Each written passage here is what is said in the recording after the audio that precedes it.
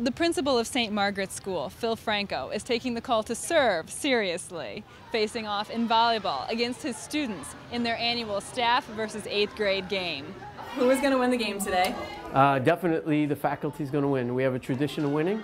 Probably the first 8th grade that has a chance. 8th grade, listen up. I didn't mention this, but the diocesan TV station is here to document your loss. Oh! Despite his competitive spirit, Dr. Franco does want the best for his students.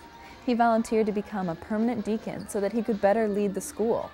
Permanent deacons are ordained ministers who train for 5 years, then commit themselves to serving the church, sometimes while maintaining families and other careers.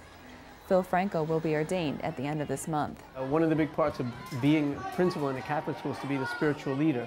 And I think that's a part of the vocation in general, to be called to lead the congregation, and in this case to be called to lead the school spiritually, in prayer, in formation. Educating in the faith is the most important form of education because it really gives foundation to everything else.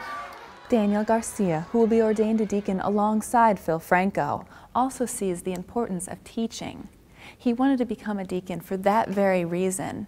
He saw that people in his parish needed someone to teach them about Christ. They really don't know much about the Catholic Church, about the teachings of the Catholic Church, you know, and that makes me sad that people sometimes they need to know and they have nobody to teach them. Mr. Garcia says that his message will go right to the heart of Catholicism. The love of Jesus Christ is the most beautiful thing in the Catholic faith.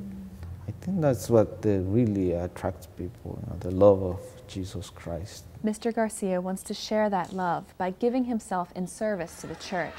And Dr. Franco points out that the service of a deacon is not limited by parish boundaries. You're ordained a deacon for the entire church, not just for a parish. You serve the bishop, you serve the people, and the diaconate is about service. So I guess what I would want people to know is that I really am enthusiastic about serving them and helping the church in any way I can.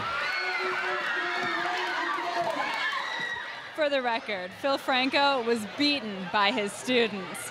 It's a good thing that the diaconate is about service, not about volleyball skills. Reporting for Currents from Middle Village, I'm Katie Breidenbach.